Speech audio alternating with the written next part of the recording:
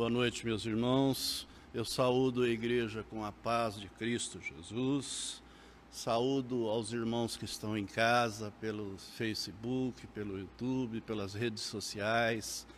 E queremos nos unir a Ti e fazermos um culto digno de adoração ao nosso Deus, que é o único que é merecedor de toda a nossa adoração, de toda a nossa fé.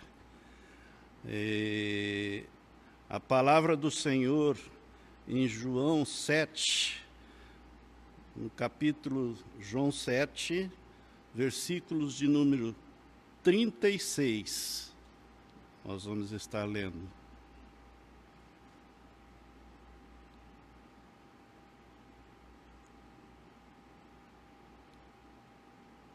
E assim diz a palavra. Que palavra é essa? Disse: buscar-me-eis e não me achareis, e aonde eu estou, vós não podereis ir. E no último dia, o grande dia da festa, Jesus pôs-se em pé e clamou, dizendo: se alguém tem sede, venha a mim e beba. Quem crê em mim, como diz a Escritura, rios de água viva correrão do seu ventre. E isto diz ele do Espírito que haviam de receber os que nele crescem, porque o Espírito Santo ainda não fora dado, por ainda Jesus não ter sido glorificado. Então muitos da multidão, ouvindo essas palavras, diziam verdadeiramente: este é o profeta. Outros diziam: este é o Cristo. Mas diziam outros: vem, pois, o Cristo da Galileia. Amém? A palavra do Senhor, ela é viva, ela já é eficaz para a gente em todos os sentidos.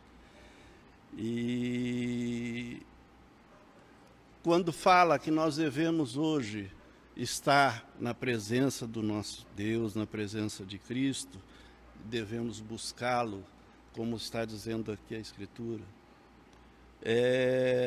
no sentido verdadeiro, porque se a gente busca, a gente acha quando a gente busca verdadeiramente de coração. E eu fico olhando e pensando que muitas vezes a gente fica pensando na vida da gente em questão da fé. E quando a gente pega o livro de Romanos, já é praticamente uma passagem tão grande que fala de fé em tantas vezes e de tantas formas, que aí a gente começa a pensar e analisar. E uma das coisas que eu vim observando, lendo o livro de Romanos, é que todas as pessoas que estão dentro da história da Bíblia, eles tinham algo em comum. Todos eles criam verdadeiramente na palavra do Senhor. Todos creram, como Noé construindo aquela arca, como Sara, que teve o filho com uma idade já avançada. E nós vemos hoje que o que está faltando muito é o Senhor Jesus nas nossas vidas. Porque existe coisas acontecendo, essa pandemia passando aí pelo mundo, por tudo, essas dificuldades. Mas como eu disse agora há pouco, se o mundo, essa doença está no mundo, o mundo está em crise. Nós, pela glória de Deus, nós estamos em Cristo. E é Ele que nos guarda e que nos tem livrado e que faz parte das nossas vidas. Amém? Vamos orar ao Senhor? Pai, nós te engrandecemos o nome, te agradecemos pela vida que temos, te agradecemos pelo teu cuidado para conosco. Pai, nesse instante eu quero pedir para que o Senhor venha falar aos nossos corações, através do louvor, através da mensagem, de cada parte desse culto, porque ele é dedicado ao Senhor e única e exclusivamente ao Senhor.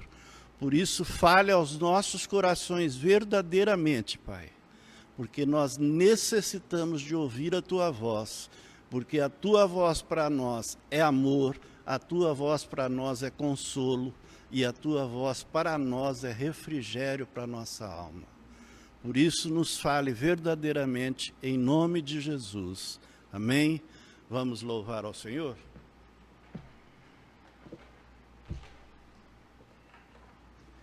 Amém.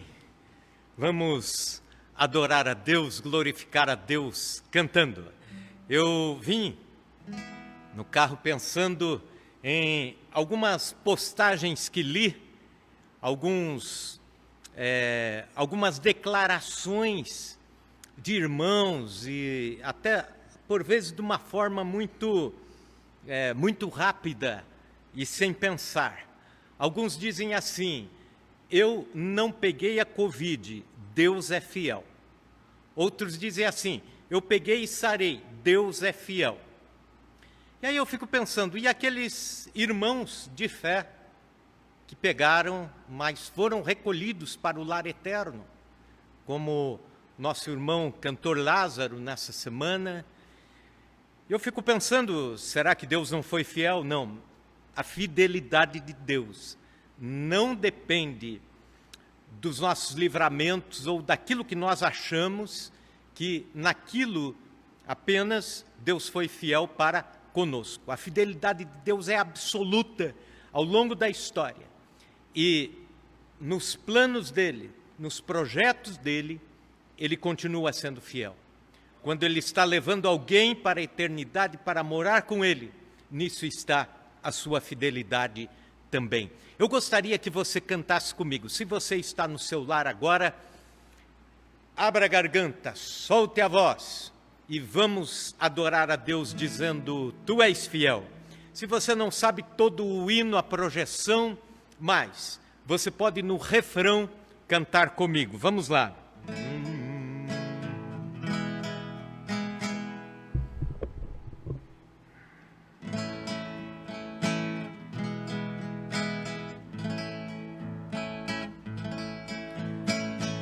Tu és fiel, Senhor, meu Pai celeste, pleno poder aos teus filhos darás. Nunca mudaste, tu nunca faltaste, tal como eras, tu sempre serás. Tu és fiel, Senhor, tu és fiel, Senhor, dia após dia, com bênçãos sem par. Nunca mudaste, tu nunca faltaste, tal como eras, tu sempre serás. Flores e frutos, montanhas e mares, sol, lua, estrelas no céu a brilhar. Tudo criaste na terra e nos ares, todo o universo vem, pois te louvar. Tu és fiel, Senhor, tu és fiel, Senhor, dia após dia, com bênçãos sem fim. Tu nunca muda, tu nunca faltaste, tal como eras, tu sempre serás. Pleno perdão, tu das paz, segurança, cada momento me guias, Senhor, e no porvir, ó que doce esperança, desfrutarei do teu rico favor. Tu és fiel, Senhor, tu és fiel, Senhor, dia após dia, com bênçãos sem fim. Tu nunca muda, tu nunca faltasse, tal como eras tu, sempre será. Aleluia! Tu és fiel. Que mensagem, que declaração maravilhosa. Pertencemos a um Deus que não falha, um Deus fiel.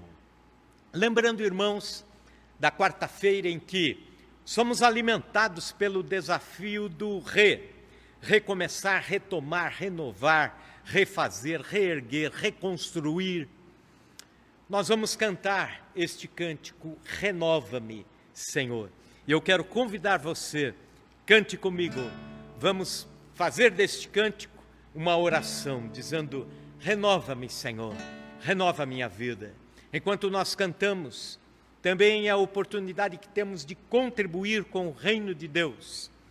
Você, irmão, que está no seu lar, aí na tela aparece os dados para contribuição com a igreja. A igreja continua em todos os seus empreendimentos do dia a dia, com os missionários, com as congregações, com os trabalhos evangelísticos, com os ministérios da igreja, todos eles caminhando, alguns treinamentos acontecendo. Ontem mesmo ainda foi o dia do treinamento daquele curso para pais de infantes, crianças que estão mudando para a segunda infância, e participei online com os irmãos, uma bênção a igreja poder ser referencial nessas áreas. E algo que nós podemos fazer é orar pela igreja, participar da escala de jejum e oração e também contribuir fielmente com o reino de Deus para que a obra do Senhor continue. Vamos cantar Renova-me, Senhor.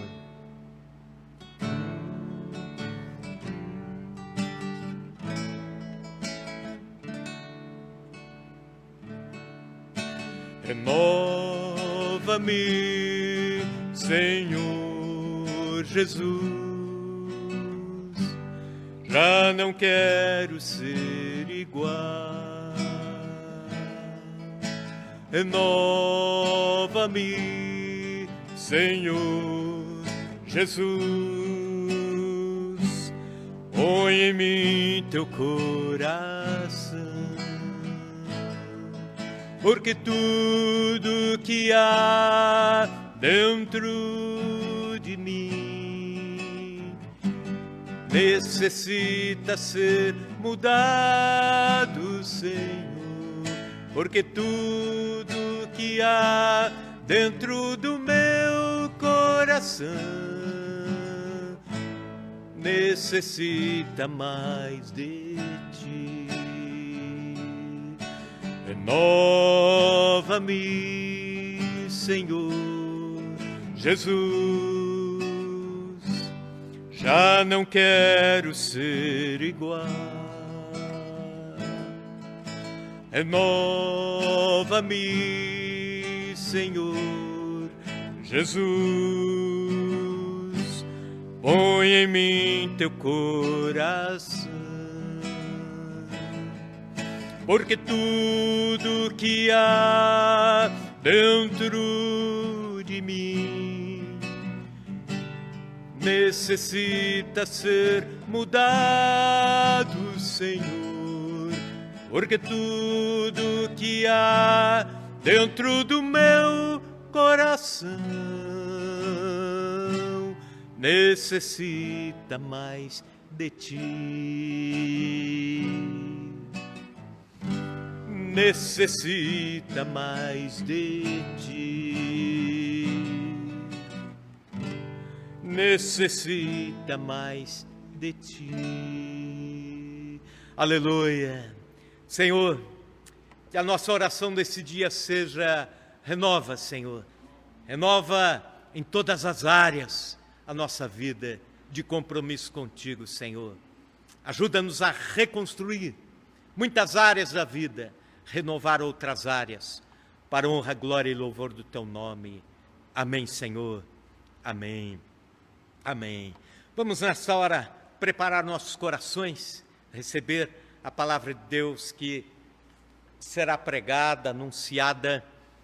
E, mais uma vez, nós estamos aí com o tema desafiante de renovo espiritual, refazer, reformular, a série Todas as quartas-feiras estamos pregando, sendo ministrando sobre este tema. E hoje o presbítero Guilherme vai estar sendo o vaso de Deus, o instrumento de Deus para nos edificar. Amém.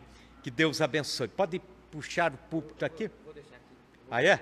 Vai pregar sem o púlpito. Legal.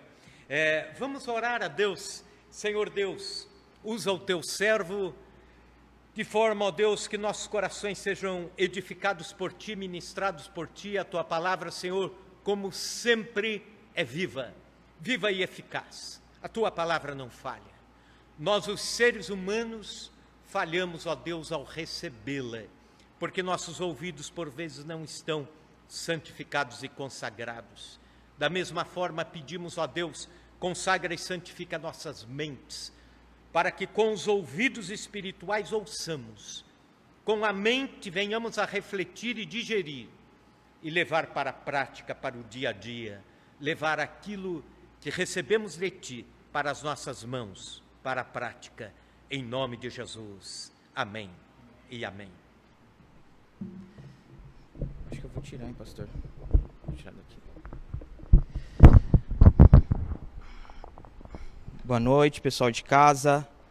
É um prazer estar com vocês aqui, para a gente poder compartilhar a palavra de Deus mais uma vez. Eu estou tirando o púlpito, tá, gente? Porque ele é quase do meu tamanho, então aí eu vou ficar escondido aqui atrás, tá? Então, mais uma vez, é muito bom estar com vocês aqui, ainda que de maneira remota, pelo Facebook. Então, se você puder, já compartilha com seus amigos aí o link, para que outras pessoas também possam ser abençoadas com louvor, com a palavra, com as orações. Tá legal? Eu queria que você abrisse a sua palavra, a sua Bíblia, em Colossenses capítulo 2. Tá? Colossenses capítulo 2. A gente vai ver apenas 2 versos aqui, esta noite. Colossenses capítulo 2, versículo 6 e versículo 7. E vai dizer assim: portanto, assim como vocês receberam Cristo, Senhor Jesus, continue a viver nele, enraizados e edificados nele, firmados na fé como foram ensinados, transbordando de gratidão. Amém. Só esses 2 versículos. Vamos orar mais uma vez? Deus, muito obrigado pela oportunidade que nós temos de estudar a Tua palavra. Peço que o Teu Santo Espírito possa falar em cada coração. No nome de Jesus, usa a minha vida com poder e aguça os nossos ouvidos, Deus. Transforma as nossas vidas através da Tua palavra. Em nome de Jesus. Amém. Gostaria de indicar para você um filme que eu estive assistindo nessa última semana. É um filme que eu gosto bastante. Eu assisti já umas 5 vezes.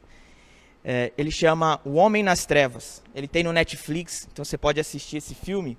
E eu vou usar um pouquinho desse filme para a gente poder estudar um pouco esses 2 versículos, tá? Vou dar um spoiler aí do filme, mas isso não vai perder a surpresa do filme. Esse filme, O Homem nas Trevas, fala de um veterano de guerra. Ele é um senhor. Ele foi para uma guerra, voltou. Então ele é visto como um herói de guerra. E ele perde a sua visão, ele fica cego, e ele só tinha uma filha. Então, um veterano de guerra perde a visão com uma única filha. Acontece que, em um acidente de carro, a sua filha morre.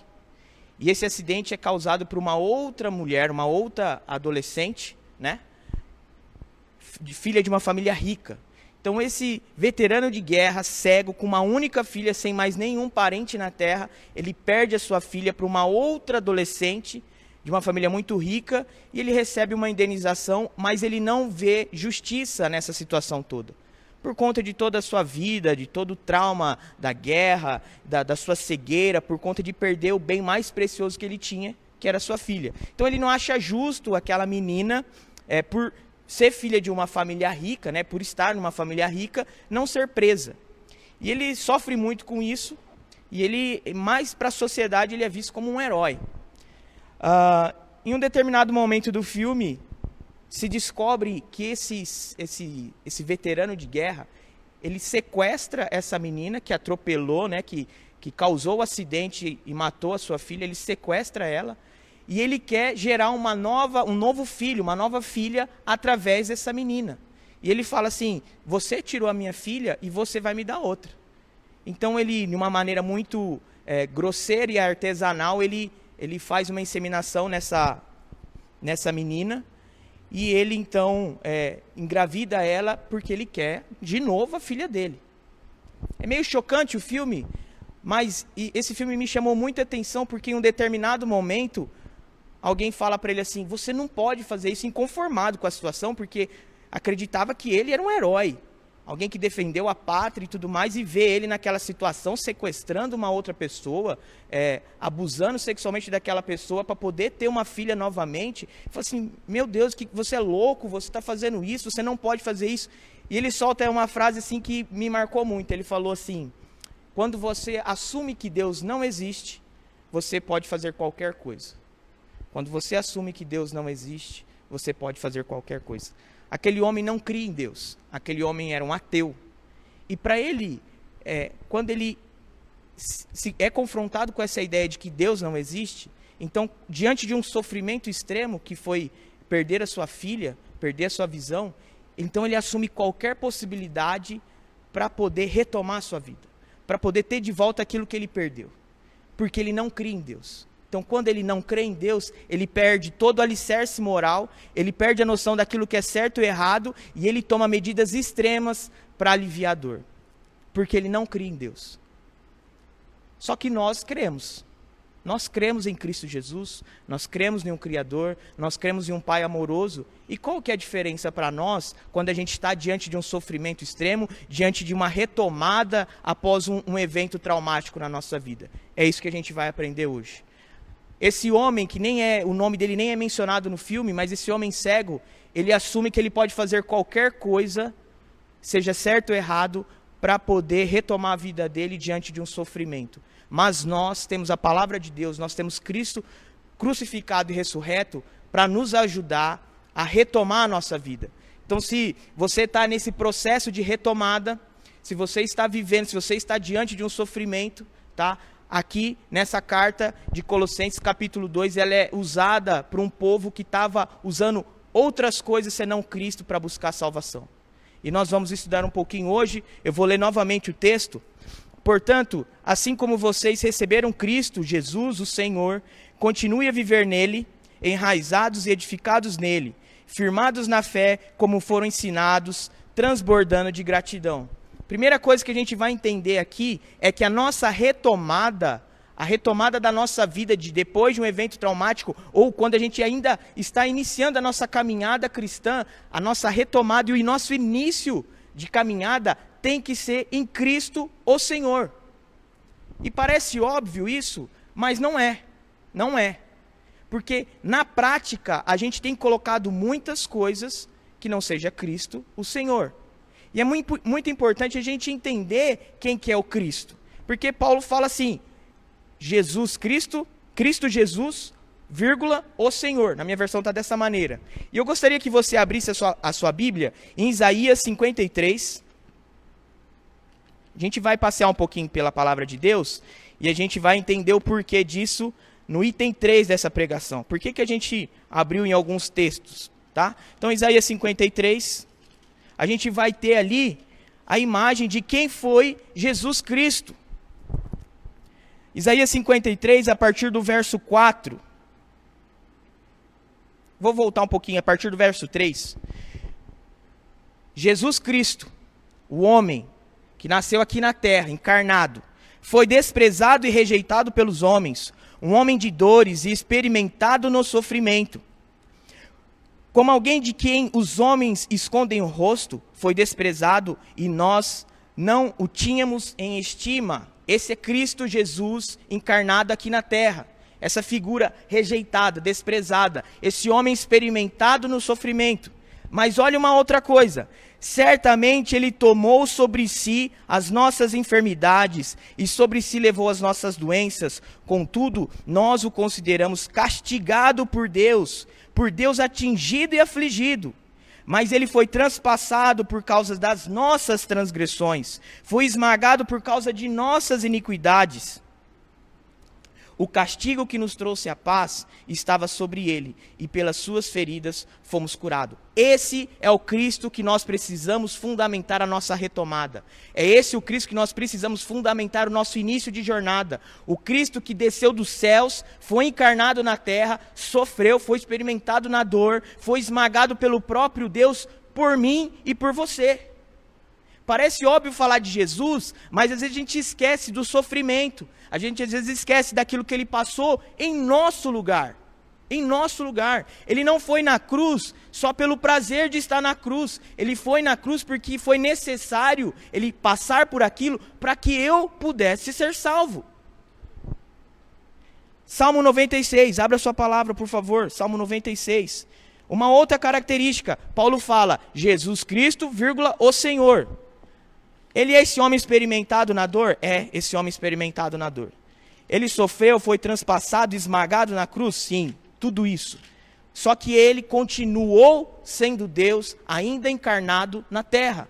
Ainda sofrendo, ainda sendo rejeitado, humilhado, ainda passando por aquilo que ele passou, ele continuou sendo Deus. Salmo 96, a partir do verso 4. Porque o Senhor é grande e digno de todo louvor, mais temível do que todos os deuses. Todos os deuses das nações não passam de ídolos, mas o Senhor fez os céus. Majestade e esplendor estão diante dele, poder e dignidade no seu santuário. Dei ao Senhor, ó famílias das nações, dei ao Senhor glória e força. Dei ao Senhor a glória devida ao seu nome. E entre nos seus átrios, trazendo ofertas. Adorem o Senhor no esplendor da sua santidade. Tremam diante dele todos os habitantes da terra. Digam entre as nações, o Senhor reina. Por isso firme está o mundo, e não se abalará, e ele julgará os povos com justiça. Regozijem-se os céus e exultem a terra, ressoe o mar e tudo que nele existe. Regozijem-se os campos e tudo que neles há. Cantem de alegria todas as árvores da floresta, cantem diante do Senhor, porque ele vem julgar a terra, julgará o mundo com justiça e os povos com a sua fidelidade. Ele é sofrido? É, mas ele reina. Ele veio encarnado e passou por aquilo que a gente passa aqui na terra? Sim, mas ele é soberano sobre tudo e sobre todos, e nós vamos o adorar, nós vamos dobrar o nosso joelho, todos os povos, todos os reinos vão confessar a glória de Deus. Esse é o Cristo, o Senhor, que nós devemos retomar a nossa vida. É diante dele. É diante dessa pessoa que sofreu em meu lugar, diante dessa pessoa que abriu mão do céu para poder me salvar. Volta lá para Colossenses. Deixa a sua Bíblia marcadinha lá. Portanto, assim como vocês receberam Cristo Jesus, o Senhor, continuem a viver nele, enraizados e edificados nele. A vida não é só momentos bons. A vida não é só glória e glória, não é só alegria, alegria, euforia. A vida tem luto, a vida tem doença, a vida tem pobreza, a vida tem escassez, a vida tem um monte de coisa. E muitas vezes a gente olha para Cristo e fala assim, nossa, ele me salvou, eu estou muito feliz, estou muito alegre quando a vida vai bem. E aí parece que a gente perde o sentido olhar para Cristo quando a gente está sofrendo. Sendo que é nesse momento que a gente deve mais se apegar a Ele. É porque Ele nos salvou, porque Ele é o único capaz de aliviar a nossa dor. Nessa parte, continue a viver nele, enraizados e edificados nele. É muito comum quando a gente passa por um problema, a gente fala assim, mas Deus não manda provação maior que a gente pode suportar. Mentira. Isso é uma mentira, uma má interpretação de algumas coisas. Quando fala que a gente não recebe alguma coisa difícil, maior daquilo que a gente possa suportar, está falando de tentação. Tentação. 1 Coríntios, capítulo 10, versículo 13, e Tiago, capítulo 1, 13, versículo 13, vai falar disso, da tentação. Que quando a gente é tentado pelo desejo do nosso coração, tá? Deus vai mandar o escape, Ele não vai deixar a gente ser tentado mais daquilo que a gente pode suportar. E ainda, no versículo de Tiago, capítulo 1, verso 13, vai falar assim, Deus não tenta ninguém, porque Ele não pode ser tentado pelo pecado, e Ele não vai tentar ninguém no pecado. Então, qual que é a diferença? É que a provação vem de Deus, e a tentação vem do nosso próprio coração pecaminoso, que deseja as coisas da terra. Então, há uma diferença. Então, quando você estiver passando por uma provação, lembre-se que você precisa da ajuda de Deus, é em Deus que você vai vencer essa provação. A tentação, de fato, ela não vem maior daquilo que você possa suportar, mas a provação sim. Vamos pegar alguns exemplos aí.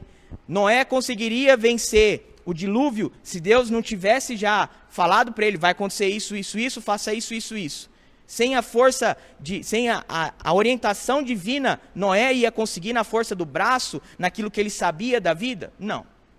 Moisés ia conseguir libertar o povo com as 10 pragas? Ele ia conseguir colocar o bastão na água e abrir o mar vermelho? Não. Aí que provação é essa que eu consigo vencer então? Que provação é essa que vem na medida certa para eu vencer? Não, não vem na medida certa. Ela vem numa medida em que você vai ter que se ajoelhar e clamar pelo socorro de Deus.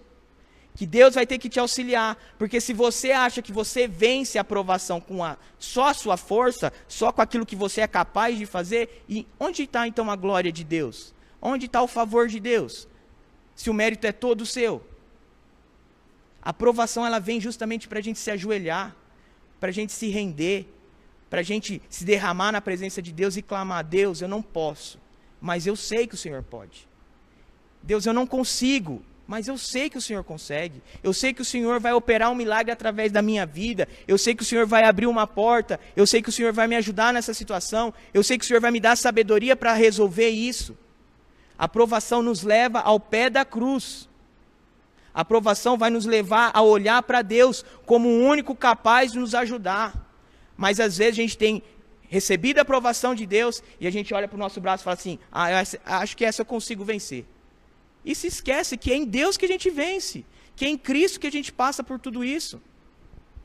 Então, lembra que quando você ouvir por aí, não, você não recebe dificuldade maior que você pode suportar, mentira.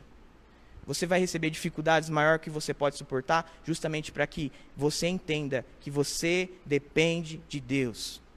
Você depende de Deus. Próximo ponto. Retomando em fé, versículo 6 lá, comecinho do 7. Portanto, assim como vocês receberam Cristo Jesus, o Senhor, continue a viver nele, enraizados e edificados neles, firmados na fé. Firmados na fé. Firmados na fé. Ora, e o que é fé? Há uma crença popular que às vezes a gente acha assim, que fé é aquilo que eu preciso ter para poder realizar uma coisa que eu acho impossível, mas que eu quero muito. Não. Não é essa fé que nós cremos. Não é essa fé que está escrita aqui na cruz, na palavra de Deus. Essa fé que é usada como instrumento para alcançar uma coisa, um objeto, uma situação que eu quero, às vezes egoísta, não é essa fé que é ensinada por Paulo. Fé é eu crer que Cristo, Jesus Cristo, o Senhor, veio aqui na terra e morreu para me salvar, para me curar, para me transformar, para me dar uma nova vida, para trazer arrependimento. É a fé que eu tenho em Cristo, na obra de Cristo na cruz. E isso me leva a outras situações. A fé como instrumento para conseguir alguma coisa, e na maioria das vezes egoísta, essa não é fé que fala na palavra de Deus. Vamos abrir em alguns versículos aí.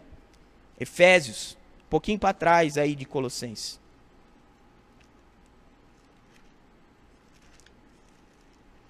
Efésios capítulo 2, a partir do verso 8. Olha o que está falando sobre fé. Pois vocês são salvos pela graça por meio da fé. E isto não vem de vocês, é dom de Deus, não por obras. A fé não é instrumento para eu conseguir alguma coisa. A fé não é instrumento para eu agir de alguma coisa, para eu fazer alguma coisa. A fé é um instrumento para eu crer que Cristo morreu na cruz para me salvar, para me libertar, para que eu possa viver uma vida nele.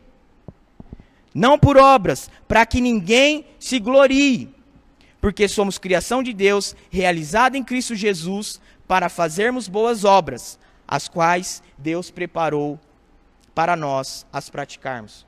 Olha para que serve a fé. A fé não serve para você fazer um financiamento maior e acreditar que você vai pagar. A fé não serve para você tomar uma medicação e falar assim, não, essa vai fazer efeito. Ou para você arriscar alguma coisa. Ou para você crer ter pensamento positivo que aquela situação vai acabar. Não. A fé é por meio da fé que eu creio que sou salvo. É por meio da fé que eu creio que Cristo me amou e morreu por mim. E isso vai refletir na minha vida diária. Isso vai refletir na maneira que eu encaro meus problemas. Isso vai refletir na maneira que eu vou retomar a minha vida.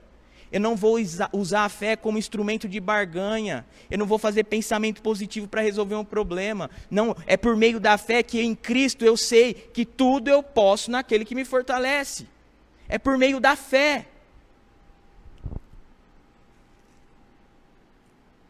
Em Hebreus, vai ter alguns versículos lá falando sobre fé. Vamos abrir lá. Hebreus, capítulo 11.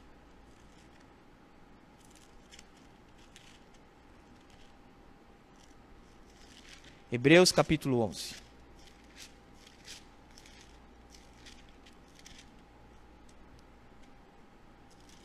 Olha lá. Capítulo 11, verso 1. Ora, a fé é a certeza daquilo que esperamos e a prova das coisas que não vemos. Certeza das coisas, daquilo que esperamos e a prova das coisas que não vemos.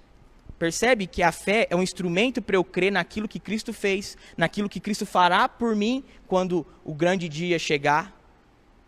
Não é para eu poder só fazer alguma coisa, é para eu crer em Cristo, na obra de Cristo na cruz. Ó, capítulo 11, verso 6. Sem fé é impossível agradar a Deus, porque quem dele se aproxima precisa crer que ele existe e que recompensa aqueles que o buscam. É em Deus a nossa fé. Ele é o autor e consumador da nossa fé, que está escrito lá em Hebreus capítulo 12. Vira a página aí. Hebreus 12, verso 2. Tendo os olhos fitos em Jesus, autor e consumador da nossa fé, ele, pela alegria que lhe fora proposta, suportou a cruz, desprezando a vergonha, e assentou-se à direita do trono de Deus. Cristo é ele que produz essa fé em nós, e ele é o alvo da nossa fé. É em Cristo que a nossa fé nasce, é em Cristo que a nossa fé termina. Ele é a chave, ele é o ponto central da nossa fé. Não é um pensamento positivo em uma situação. Não é um pensamento positivo em alguma coisa que você quer muito. Não. A fé nasce em Cristo e morre em Cristo. Ela começa em Cristo e termina em Cristo. A nossa fé é o autor e o consumador, aquele que produz e aquele que usa a fé é Cristo. Volta lá para Colossenses 3, retomando no aprendizado. Então, primeiro, retomando em Cristo, o Senhor, retomando em fé e agora retomando no aprendizado. Verso 7, enraizados e edificados nele, firmados na fé, como foram ensinados. Aí fica um pequeno puxão de orelha, se você me permite fazer isso. Será que nós estamos aprendendo? Porque para eu ser ensinado, eu tenho que ter o desejo de aprender.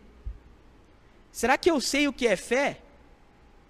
Será que eu sei o que é aprovação? Será que eu sei o que é salvação?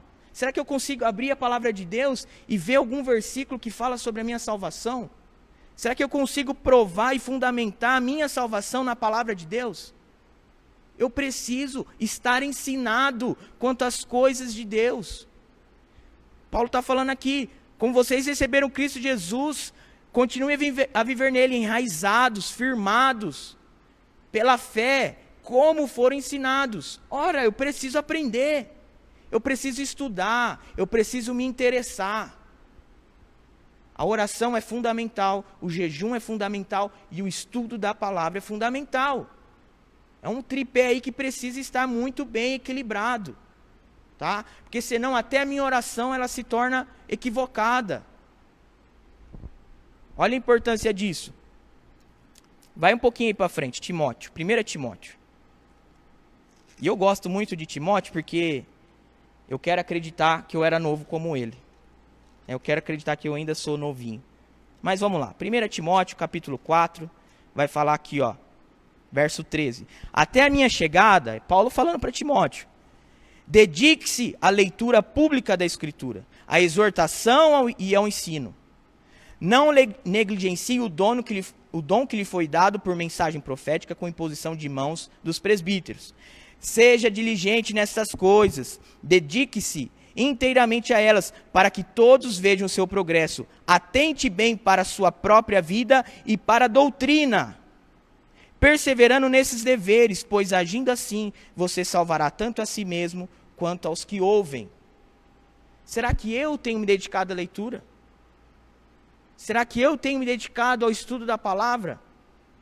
Se eu quero estar firmado em Cristo Jesus, o Senhor, se eu quero agir mediante a fé, eu preciso aprender o que são essas coisas. Eu preciso aprender quem é Cristo. Eu preciso aprender qual foi a obra dele na cruz, quais são os efeitos da salvação na minha vida. Eu preciso aprender o que é justificação, o que é fé. Eu preciso aprender, que é sentar e estudar a palavra de Deus, assistir mensagem, vir na escola bíblica, perguntar. Eu louvo a Deus pela vida do pastor Wesley, pela vida do pastor Isaac, pela vida do pastor Marcos, que quando cheguei na igreja, comecei a falar um monte de baboseira, perguntar um monte de baboseira, e a cada baboseira que eu falava, eles iam me confrontando. Não é assim, a palavra de Deus não fala isso. Não é assim, a palavra de Deus não fala isso. E com muita maestria foram me conduzindo, e eu abriu assim, sabe, uma cortina na minha frente. Ainda em Timóteo, no capítulo 13, está falando da escolha dos presbíteros e dos diáconos. E eles têm que estar aptos para ensinar. É um dos requisitos. Por quê? Por que para ser presbítero, para ser diácono, eu preciso estar apto para ensinar? Porque a igreja precisa aprender. Porque os membros precisam aprender. Porque é importante o ensino da palavra. Eu não posso negligenciar o estudo da palavra de Deus. Não posso. E vamos, o último verso em relação ao estudo, que é 1 Pedro. 1 Pedro, capítulo 13, olha que interessante. 1 Pedro, capítulo 3, verso 15. Antes, santifiquem Cristo como Senhor em seu coração. Estejam sempre preparados para responder a qualquer pessoa que lhe pedir razão da esperança que há em você. Será que se alguém perguntar, por que você crê em Jesus Cristo? Você consegue abrir a Bíblia e responder? E é por isso, exatamente por esse motivo, que eu fiz questão de abrir em tantos versos bíblicos hoje.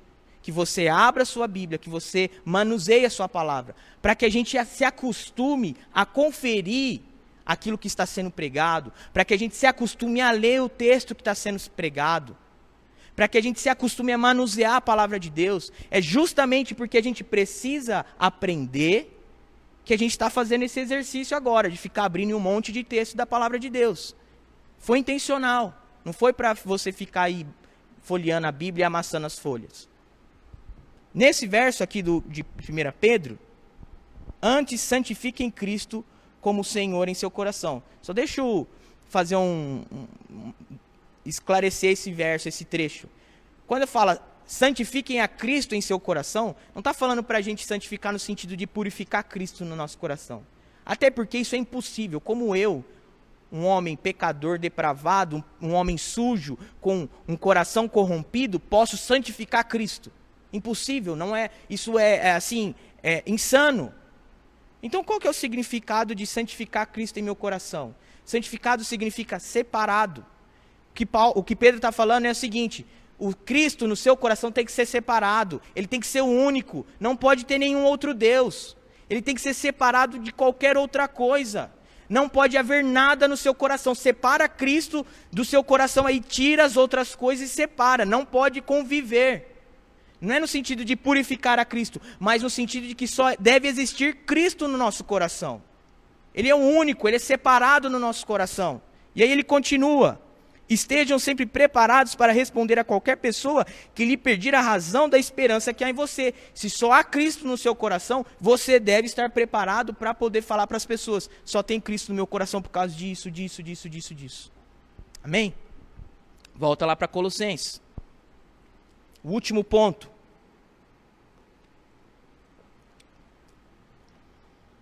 Primeiro, então, retomando em Cristo Jesus o Senhor. Segundo, retomando em fé. Terceiro, retomando no aprendizado. E por último, retomando em gratidão. Vamos lá, verso 7. Enraizados e edificados nele, firmados na fé como foram ensinados, transbordando de gratidão. Vamos abrir primeiro os textos que a gente vai ler sobre isso. Vai para frente aí, abre 1 Tessalonicenses, verso 5, capítulo 16. Capítulo 5, verso 16. 1 Tessalonicenses, umas folhinhas para frente. Capítulo 5, verso 16. Alegrem-se sempre. Alegrem-se sempre. Não é quando as coisas vão bem, é sempre. Orem continuamente. Deem graças em todas as circunstâncias, pois essa é a vontade de Deus para vocês em Cristo Jesus.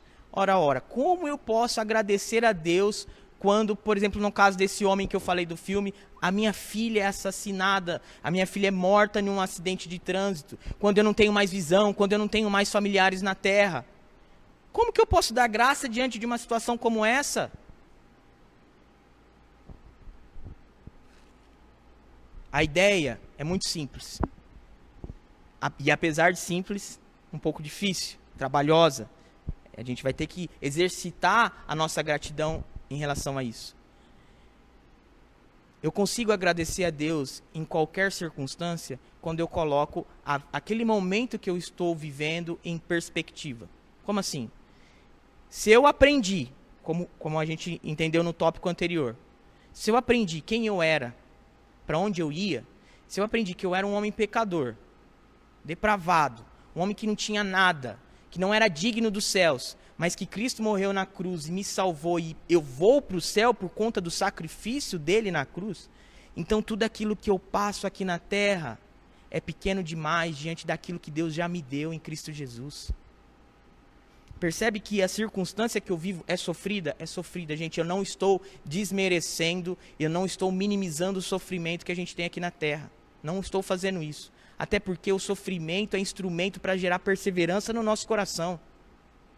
O que eu estou dizendo é que ainda no meio do sofrimento, ainda no meio da dor, eu consigo olhar para Cristo e agradecer pela dádiva da salvação. Eu consigo agradecer porque Ele me amou, porque Ele me resgatou, porque Ele veio aqui na terra e me salvou. Ele sofreu o que eu deveria sofrer, Ele me deu a vida que eu não mereço. O grande segredo para ter uma vida grata em qualquer circunstância é sempre lembrar que eu estava condenado ao inferno e Cristo me tirou de lá. Então aquilo que eu estou passando aqui na terra, ainda que dolorido, ainda que sofrido, ainda que talvez sem esperança, é pequeno, perto daquilo que Deus já me deu em Cristo Jesus. Filipenses 4. Filipenses 4, verso 11, fala assim, um texto muito conhecido, gente, muito conhecido, e muitas vezes também mal utilizado. Paulo está falando, não estou dizendo isso porque esteja necessitado, pois eu aprendi a adaptar-me a toda e qualquer circunstância. Sei o que é passar necessidade e sei o que é ter fartura. Aprendi o segredo de viver contente em toda e qualquer situação. Seja bem alimentado, seja com fome, tendo muito ou passando necessidade. Tudo posso naquele que me fortalece. Percebe que Cristo, eu posso em Cristo Jesus enfrentar qualquer circunstância. Não é só coisas boas. Eu não posso ter em Cristo, tudo posso naquele que me fortalece quando o carro é zero.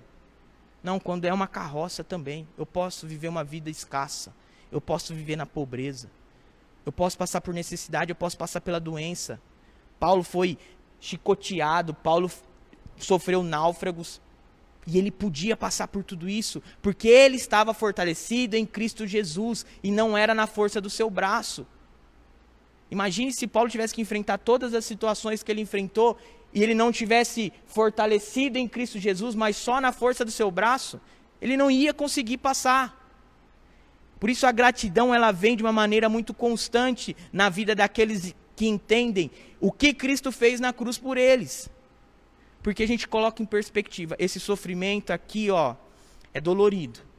E Deus vai usar para transformar a minha vida. Mas apesar dessa situação, eu sou muito grato a Deus por aquilo que Ele já fez na cruz por mim. Volta lá para Colossenses. Portanto, assim como vocês receberam Cristo Jesus, o Senhor, continue a viver nele, enraizados e edificados nele, firmados na fé, como foram ensinados, transbordando de gratidão. Retome em Cristo Jesus. Retome em fé. Retome no aprendizado. Retome em gratidão. Retome a sua vida da maneira correta. Se você, depois você, acabando aqui, você pode terminar de ler aí o verso 8. O verso 8, que vai falar assim, cuidado com as coisas que estão aí, cuidado com as coisas que estão aí, que vocês não podem se deixar enganado. Toda saída, tudo é em Cristo. Tudo é em Cristo. Se você está pautado em Cristo, se você tem fé, se você aprende de Cristo, se você tem um coração grato, vai ser muito mais difícil você ser enganado com qualquer outra coisa. Para o homem cego desse filme que eu mencionei, O Homem nas Trevas, qualquer coisa, qualquer opção era uma opção para ele retomar a vida dele diante da perda da filha. Para nós que estamos em Cristo, qualquer opção não é uma opção. Só há uma opção. Só há um caminho. Eu sou o caminho, a verdade e a vida. Ninguém vem ao Pai senão por mim. Retome da maneira correta, que o Senhor Jesus os abençoe, que essa palavra possa encontrar um terreno fértil no coração de vocês. Amém?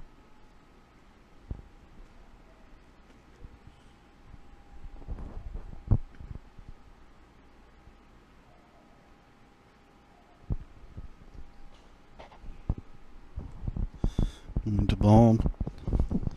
Obrigado, Guilherme. Obrigado pela palavra.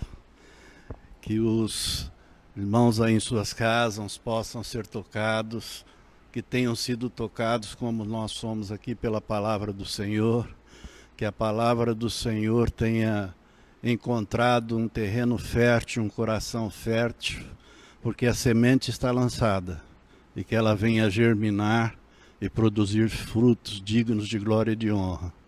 Nós queremos nos despedir dos irmãos nesse momento que estão nos assistindo pelo Face, pelo YouTube, pelas redes sociais, que o Senhor os guarde e que estejam preparados, nos aguardando, porque no domingo retornaremos novamente com uma mensagem que vai produzir grande efeito no coração dos irmãos também.